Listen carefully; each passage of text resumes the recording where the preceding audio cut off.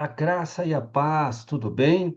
Vamos começar a nossa série de aulas sobre saúde emocional e espiritualidade, uma perspectiva bíblica. Como estou dizendo aqui, a perspectiva que eu darei dentro destas aulas é uma perspectiva baseada, pautada principalmente na palavra de Deus. E aí? Será que a minha saúde emocional tem alguma coisa a ver com a minha saúde e minha vida espiritual? Minha vida espiritual interfere diretamente nas questões emocionais e o meu emocional interfere no meu espiritual? Como tratar disso? O crente pode ir no psicólogo, no psiquiatra, pode tomar remédio? Será que ele está endemoninhado porque está com depressão, angústia, traumas? Ou alguma coisa parecida? Vamos responder muitas destas perguntas para que possamos ter uma ideia mais abalizada na palavra de Deus, tá bom? Primeira coisa que eu gostaria de trazer para a nossa conversa aqui é: Deus quer tratar nosso espiritual, nosso emocional e o nosso físico. Deus não está preocupado apenas com uma parte do nosso ser. Ah, Deus só se preocupa com o espiritual. Não. Deus se preocupa com a alma, com o nosso eu, com o nosso emocional, está preocupado também com o nosso corpo, como cuidamos dele, está preocupado com as questões de psicossomatizar, psicossomatos, somatizar, as coisas que estão na nossa psique, que acaba sendo transferida também para o nosso corpo, tá bom? Mas tudo isso nós vamos conseguir administrar dependendo de como está a nossa alma, nosso eu.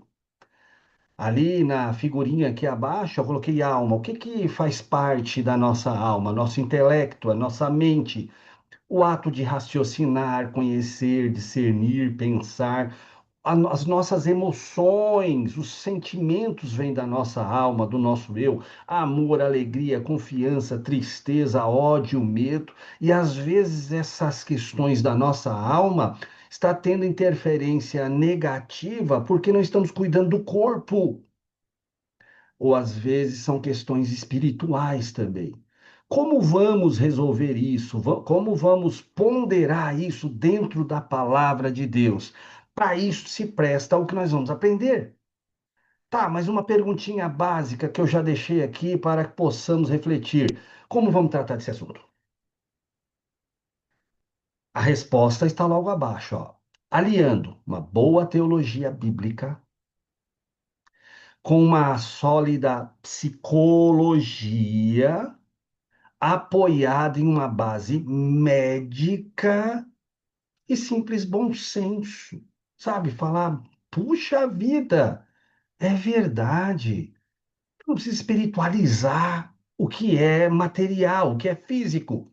E não preciso também materializar aquilo que é espiritual, que a resposta é espiritual. Nós podemos ter um equilíbrio nas nossas questões. Pense aí, o que você está passando no seu emocional, na sua emoção, na sua psique? Como é que você está? O que você tem sofrido? O que você tem trazido lá da sua infância, da sua adolescência, do momento que você está vivendo agora? Um luto que você não trabalhou, um trauma que você viveu, algum vício, algum mau costume? Como é que vai tratar isso? Às vezes a gente está desesperado porque já orou, jejuou e o negócio não resolve. Ou o contrário, a gente tomou remédio, já passou em psiquiatra, psicólogo, e aí? E aí onde entra a questão de Deus trabalhar a parte teológica, bíblica dentro de nós, é o conhecimento doutrinário, com uma psicologia bem fundamentada nas bases psicológicas, né? Uma questão explicativa sobre a psicologia bem equilibrada, apoiada na medicina, óbvio, e também o bom senso de falar, puxa vida, é verdade, eu preciso tomar algumas posições. Tem coisas que sou eu quem tenho que lidar com a situação, quem tenho que resolver as situações. Questões nós vamos abordar aqui? Raiva, Às vezes a gente está carregando uma raiva do passado de alguém. Às vezes a pessoa está viva e a gente não tem como ir lá falar com ela por N motivos, mas a raiva está guardada. Ou a pessoa já até faleceu e a gente está com aquela raiva, tá ali corroendo o nosso ser. Vamos falar sobre isso. Senso de culpa, culpa por algo que fizemos, não tem como voltar atrás e desfazer o que foi feito. Às vezes de algo que nós não fizemos, culpa porque às vezes nós temos aquela mania de assumir a culpa por causa da responsabilidade dos outros. Culpa, culpa. Como é que a gente vai trabalhar essa culpa? Depressão, depressão, excesso de passado, coisas que aconteceram e que nos deprimem, coisas que estão nos acontecendo que nos deprimem, nos fazem ficar amuados, não querendo mais viver às vezes, ou pelo menos parar de viver o sistema em si, o trabalho, a igreja, complexos de inferioridade, ou tem o complexo de superioridade. Complexo é confusão, coisa complexa, coisa difícil. Às vezes a gente está vivendo um momento de tanta complexidade que a gente sente-se um ninguém. Ou já viveu isso no passado e hoje nós temos a autossabotagem. Eu não sou mais ninguém, eu fui ferido, fui machucado. E tem aqueles que têm o complexo de superioridade, porque se eu não fizer isso, as pessoas vão pisar em mim. E aí fica aquele complexo de mostrar um personagem ultrapuxa, né? Top das galáxias. Perfeccionismo, o perfeccionismo. É mais do que fazer com excelência, fazer bem feito. É o perfeccionismo, nunca tá bom, tá sempre se auto cobrando e aquelas cobranças são terríveis dentro da mente. Ansiedade, excesso de futuro, e se, e se, e etc. Mas vamos trabalhar coisas como estas. E como nós vamos trabalhar isso, Júnior? Abraçados pela palavra de Deus. Ver o que a palavra de Deus tem a dizer-nos sobre isso. E o interessante é que a palavra de Deus, ela não anula a medicina, ela não anula a saúde física e a saúde mental. A palavra de Deus, ela permite e até apoia o uso da medicina. O uso da psicologia, ela apoia e permite isso com equilíbrio. Vamos dar uma olhada na Bíblia, então? Salmos 42, verso 5. Estou fazendo uso aqui da Bíblia A Mensagem, tá bom? Que é uma Bíblia bem contemporaneizada. Olha a pergunta que Davi fez para ele mesmo, num momento de grande tristeza. Por que você está deprimida, minha alma? Opa, para aí, alma, intelecto, emoção, volição. Ele está conversando com ele mesmo. Às vezes a gente pensa assim, mas eu conversar comigo mesmo não é sinal de insanidade mental? É o contrário, sabia? Faz quanto tempo que você não conversa contigo mesmo? Não estou falando aqui para você fazer aqueles papos positivistas, né? Ei, você é vencedor, você é vitorioso, e ficar jogando confete em si mesmo só para inflar seu ego. Não, mas eu estou falando questionar-se. O que é chamado pelo Dr. Cury, por exemplo, como mesa redonda do eu. Faz quanto tempo que você não conversa com você mesmo? Você não dá um up em si, falando, meu, bola pra frente, Deus é na tua vida. Falar pra você. Às vezes você fala isso pra tanta gente. Às vezes você anima tantas pessoas. Ei, levanta, ergue a cabeça, dá a volta por cima, Deus é na tua vida. Fala isso para as pessoas e não fala para você. O salmista Davi está tendo uma conversa com ele aqui. Ele teve um, um ânimo de Deus, Deus reanimou ele. Olha o que ele perguntou: por que que você está deprimida, minha alma? É como se eu falasse agora para mim, num momento de depressão: por que que você está tão deprimido, Júnior? Por que que você está tão triste? Pergunta para você aí. Para um momento, ora a Deus. Conversa consigo. Se Deus está falando com você, conversa agora. Se Deus está falando com você, fala seu nome para você mesmo. Por que que você está tão deprimido? Ah, já não foi por causa daquilo. Então explique para você. Olha o salmista Davi. Por que você está deprimida, minha alma? Por que chora de melancolia? Por que que você está chorando tanto? Sabe por que ele estava fazendo essa pergunta? Porque Deus já tinha falado para ele, já tinha feito promessa. Por isso que a resposta dele para ele mesmo é: olha para Deus e logo o louvará outra vez. Ele põe um sorriso no meu rosto. Ele é o meu Deus. Conversa com você também. Primeiro conversa com Deus, óbvio. Senão aqui vai virar humanismo aqui, né? Ou deísmo, né? Não, não é disso que eu estou falando. Eu estou falando aqui, se Deus já está falando contigo pela palavra, pelos louvores, pela escola bíblica, não está na hora de você também chegar e falar assim, ei, o que você vai fazer agora? Vai ficar prostrado? Vai continuar prostrado? Tem horas que nós mesmos temos que fazer mentoria para nós. Baseado na palavra, claro, não estou falando nada de positivismo aqui, não. Se Deus também não falou nada, não adianta você ficar jogando confete em si, falando, ei, vitória, vitória. Se você está atolado num vício, num pecado, primeiro você vai agir, você vai largar algumas coisas que estão te deixando preso. Mas nós vamos falar sobre isso ainda. Mas a questão é, não está na hora de chegar para si mesmo e falar assim, e aí, vamos agir? Adianta ficar amuado, trancado, parado, esgotado? Qual é o objetivo do estudo?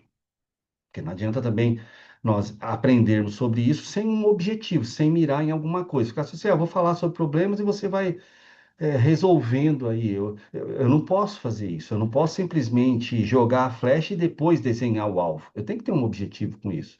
Qual é o objetivo do nosso estudo? Primeiro, nos levar ao cerne do constante sofrimento emocional.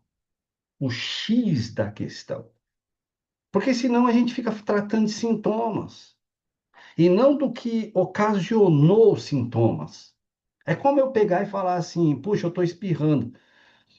Toda vez que eu sentir vontade de espirrar, eu vou tentar não espirrar. Mas o que está me ocasionando o espirro, o sintoma? É um pó? É um cheiro que eu não estou aguentando, tá fazendo mal para as minhas narinas? É um vírus da gripe? Então, vamos tratar do cerne do espirro.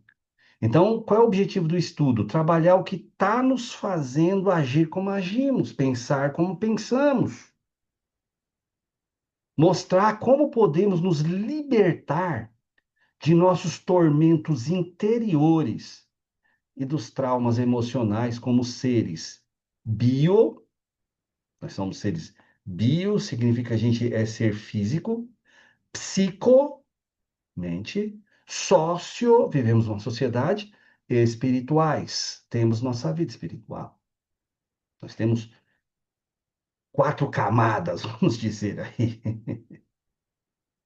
Vamos tratar disso. É deixar Deus trabalhar no profundo. É deixar Deus trabalhar naquilo que é o cerne dos nossos problemas. Significa que com este estudo vão se acabar todos os nossos problemas? Não, mas nós vamos elaborá-los melhor. Nós vamos vivê-los com mais serenidade.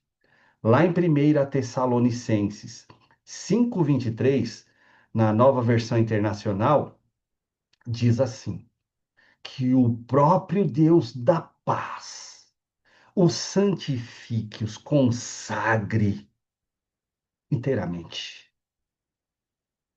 Que todo espírito, alma e corpo de vocês seja conservado irrepreensível na vinda de nosso Senhor Jesus Cristo. Olha o que esse texto está nos dizendo. O apóstolo Paulo está falando assim: Deus, ele quer trazer paz, quer consagrar vocês por completo.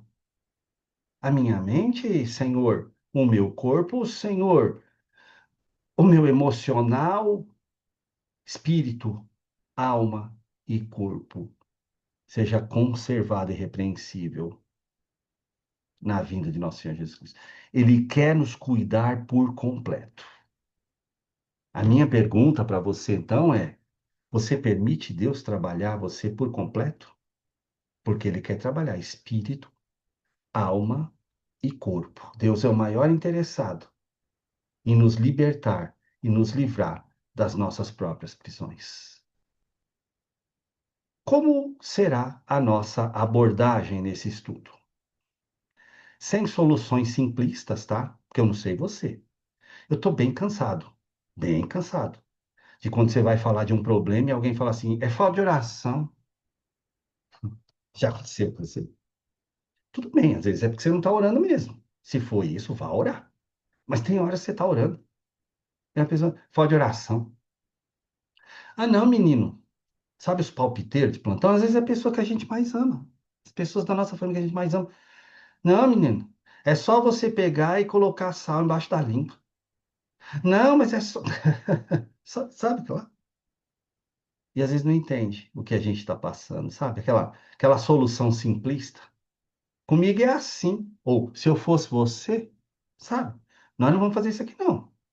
Não dá solução simplista, não.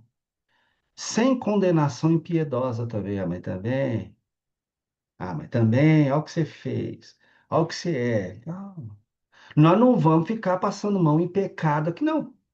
Ah, mas olha, seja do jeito que você é, seu corpo, suas regras. Não, não tem ideologia aqui, não. Tem progressismo aqui, não. Que é Bíblia. Nós vamos entrar na Bíblia. Mas também não vamos ter condenação impiedosa, não. Mas também olha o que você fez. Mas também olha o que você. Calma, calma.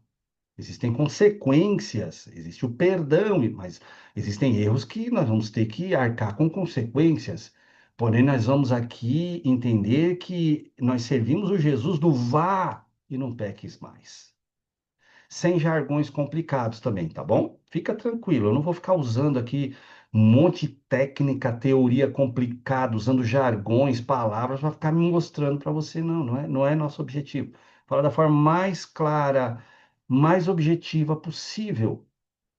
Vou usar aqui um estilo leve, compreensivo e bem-humorado. Você vai ver que nós aqui vamos também rir das nossas próprias situações. Melhor ainda, tudo com bases bíblicas. Mas nós não vamos deixar de lado a ciência. Nós vamos ter bases científicas sólidas também e confiáveis. Tá bom? Vamos tomar todo cuidado com o que nós faremos uso como base para tratar as nossas situações, os nossos problemas. Ok, mas vem mais uma pergunta que eu marquei aqui, ó. Como resolver certos problemas emocionais? Eu coloquei aqui algumas perguntas para ver se você já fez isso. Como é que se resolve? Pregação da palavra de Deus resolve? Claro, ajuda. Talvez você está ouvindo boas pregações, mas por que que não resolveu os problemas? Por que continua afundado nos problemas? Resposta simplista. Ah, porque você não assumiu, não tomou posse da palavra que está ouvindo. É só isso. É só isso, então. Maior entrega pessoal a Cristo? Pode ser, pode ser.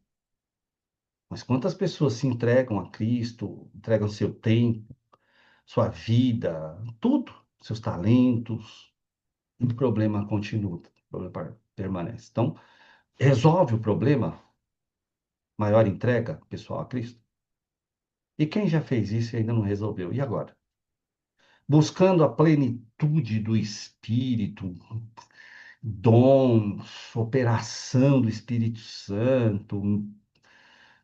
Quantas pessoas que são dotadas, são usadas pelo Espírito Santo e têm algumas situações que não estão conseguindo trabalhar lá no fundo da sua alma, no seu emocional. Como resolver certos problemas emocionais? Orando, jejuando, se consagrando, participando de todos os trabalhos na igreja, quem sabe assumindo mais e mais para não ficar focado no problema, aí eu esqueço o problema. Será que é isso? Por que isso não tem resolvido o problema de algumas pessoas? Cuidado, para não dar resposta simplista para outrem e nem para você mesmo. Porque às vezes a gente está fazendo uma, duas, várias dessas coisas aqui, o problema ainda não está resolvido. E agora? Como nós vamos resolver certos problemas emocionais? Tá. Qual a tendência de algumas pessoas? O que que elas tendem a fazer em situações assim? Coloquei algumas respostas possíveis. Se afastam, tornando-se fúteis e perdendo a fé no poder de Deus. É melhor eu me afastar de todo mundo, é melhor me afastar da igreja, é melhor entregar meus cargos, funções, melhor ficar em casa. Aí de útil se torna fútil. Não, não adianta. Deus não vai agir na minha vida. Deus, ele gasta o poder dele com outras pessoas, comigo não. E fica lá. Outros oram fervorosamente e depois se sentem sem respostas, porque parece que orou, orou, orou e não aconteceu nada do que foi pedido para Deus. Outros fazem todo tipo de exercício e disciplina cristã e no final não vê resultado nenhum. Ah, eu orei pelo não sei o quê, eu fiz tal tempo, tantos dias de campanha, entra em campanha. Ah, a partir de hoje eu vou fazer minha devocional. Ah, no final, como diz aquele meme, parece que até piorou. Tem aqueles ainda que mantêm um ritual religioso exterior, sabe? Agora eu vou erguer mais as mãos, vou falar mais glória a Deus, todo um ritual religioso, mas cada vez mais aprofundados no desespero e na desilusão. Aí cria um personagem feliz lá fora, mas por dentro estão totalmente destruídos. A tendência de algumas pessoas é isso. Chega, chega, né? Chega. Lá em Miqueias 6, 6 e 7, na nova versão internacional, diz assim: com que eu poderia comparecer diante do Senhor e curvar-me perante o Deus exaltado? Ou seja, o que que eu posso fazer para sair dessa situação horrenda que eu estou passando? A fazer cargos, mais cargos, funções. O que que eu posso fazer? Deveria oferecer holocaustos de bezerros de um ano, fazer alguma coisa para ver se eu venço esse trauma, esse vício, essa situação, essa tristeza? Ficaria o Senhor satisfeito com milhares de carneiros, com 10.000 ribeiros de azeite? Eu devo oferecer o meu filho mais velho por causa da minha transgressão? Quem sabe ele perdoa? O fruto do meu corpo por causa do meu próprio pecado? Qual era a preocupação de Miqueias aqui, que ele estava se perguntando e perguntando em nome do povo: o que que eu posso fazer para resolver essa questão? Que disciplina espiritual eu posso seguir? O que que eu posso empreender na minha vida os 3 passos para a vitória, 5 passos para vencer isso? O que que eu posso fazer? Entrar em qual campanha? E Miqueias via que tudo que ele fez ali, dessas questões, e o povo também fazendo ali, não estava resolvendo o problema deles. O que você está pensando aí? O que você está pensando em fazer para resolver tua situação, teu problema espiritual, emocional, ou o que você já até fez e está cansado, está esgotado, tá cansado, tá cansado. O que que é? O que que você tem perguntado para Deus? Tem também os que partem para a hipocrisia, infelizmente. Se for o teu caso, se corrija. Quem são esses? Aqueles que ficam reprimindo os sentimentos, porque não, crente não pode sofrer. Eu não posso mostrar que eu estou sofrendo. Ah, crente não sofre, crente não passa dificuldade.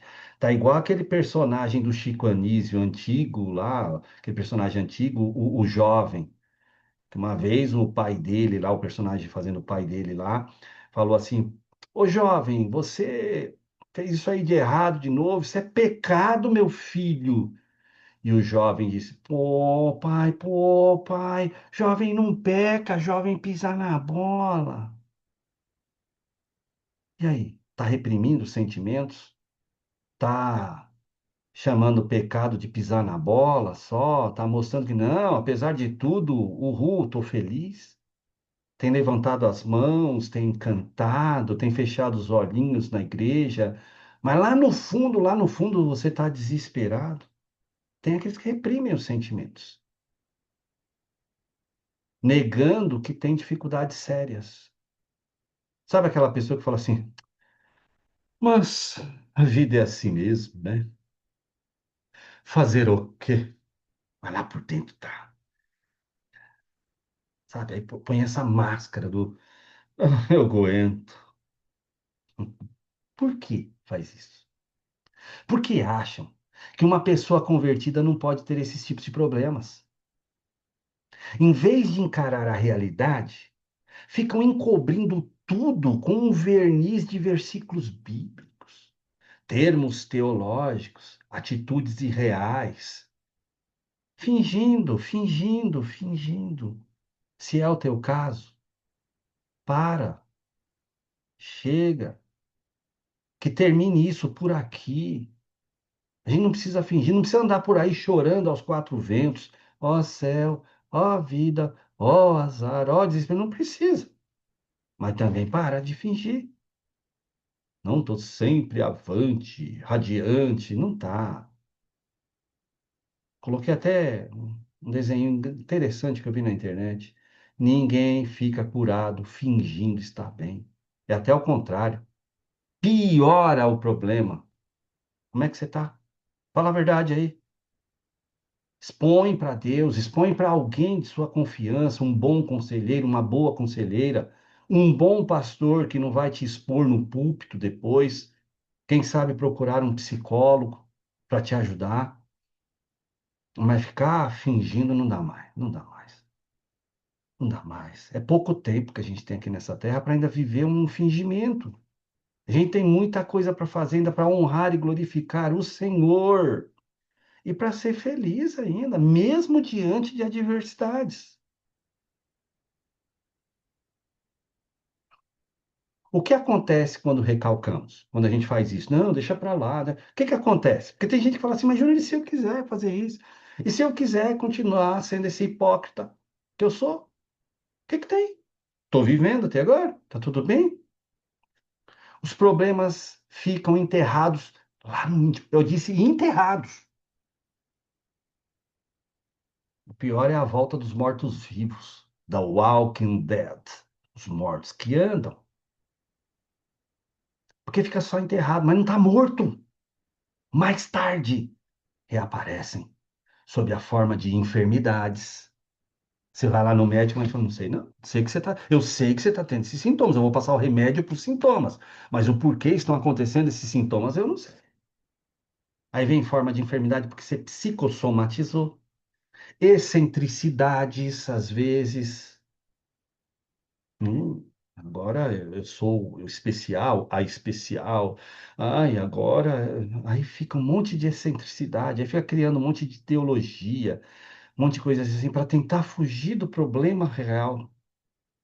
Casamentos infelizes, porque aí quem sofre é o cônjuge também, os filhos, desintegração emocional dos filhos, porque eles vão olhar tudo aquilo lá e pensar, ah, mas eles não estão percebendo. Percebe. Esses meninos percebem, essas meninas percebem. Não sabe exatamente o porquê tá ruim, mas sabe que tá ruim. E aí? Vai deixar isso aí recalcado? Vai deixar isso aí enterrado?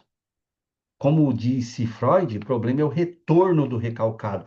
Tudo que eu recalco, que eu enterro, que ainda está vivo, volta quando é emocional. Gente, não. Gente se enterra depois de morto, ela vai ficar lá. Mas emoções não são assim. Não são assim.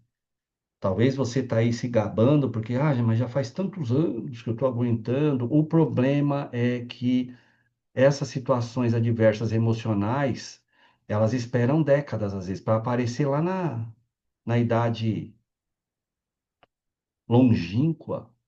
Nossa, o camarada tinha tanta fé, aquela mulher tinha tanta fé e agora desabou? O que está acontecendo?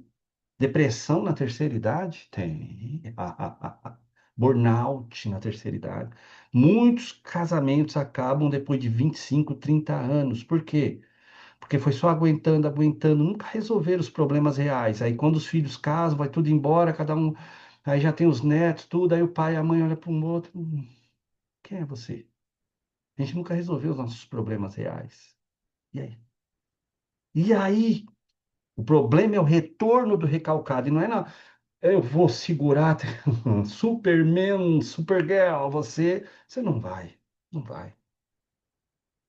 Salmos 32, do 3 ao 5 na Bíblia, a mensagem, olha o que Davi fez. Ele tentou recalcar, tentou também enterrar. Quando guardei tudo para mim, vou recalcar, vou fazer que está tudo bem. Eu sou o rei, rei de Israel. Quando eu guardei tudo para mim, meus ossos se transformaram em pó, osteoporose, teve problema até nos ossos. Minhas palavras eram gemidos intermináveis, não parava de chorar, do nada começava a chorar. A pressão nunca cessava, a ponto de todo o líquido do meu corpo secar. Gente do céu, o camarada vivia com sede, boca seca, problemas, quem sabe, no fígado por causa disso. Então resolvi pôr tudo para fora. E eu disse: confessarei todos os meus pecados ao Eterno. De repente, a pressão foi embora, minha culpa evaporou, meu pecado desapareceu. Se a boca cala, o corpo fala. Olha o desenho aí embaixo, a imagem aí embaixo. Eu calei a boca, não vou falar para ninguém, não vou expor, vou só. Aleluia, eu sou forte, sou poderoso em Deus, mas lá dentro está destruído, está recalcando. Uma hora o corpo vai gritar, os ossos vão doer, o fígado vai pedir socorro, os rins, a pele. Chega, nós queremos tratamento em nome de Jesus. Conclusão. Vamos aprender a enxergar o modo como Deus opera a cura de traumas emocionais através da fé e da ciência também. Porque às vezes, mas já tem problema, é um problema que já traz, já vem na genética, mas é potencializado pelo emocional, pelo espiritual, se eu não estou bem. Eu posso potencializar problemas genéticos. Ou eu posso criar problemas novos na minha vida, porque eu não trabalho emocional. Podemos viver, sim, a transformação de desajustes em equilíbrio emocional. Mas eu sempre fui desajustado, minha família sempre foi desajustada. Nós temos como viver a transformação desses desajustes em agora, nossa, não é que eu estou equilibrado nessa situação, tornando-nos em abençoados, abençoadores neste quesito. Fui abençoado por Deus, fui transformado por Deus, e agora eu posso ser instrumento nas mãos dele para abençoar outras vidas também. É o que Deus quer para nós. É o que Deus quer tratar em nós. Mateus 8,17 diz: Ele levou as nossas doenças e carregou as nossas enfermidades. Ele levou sobre ele mesmo, ele sentiu, ele sabe o que é que nós estamos sentindo. Ele chegou a suar gotas de sangue, a dizer ao Pai: se for possível, passa de mim este cálice. Ele estava sofrendo estresse pesado, ansiedade, mas ele soube trabalhar, elaborar cada uma delas para que ele pudesse entender os nossos problemas também. Pense nisso. Deus quer tratar a tua alma. Até a próxima aula, em nome de Jesus.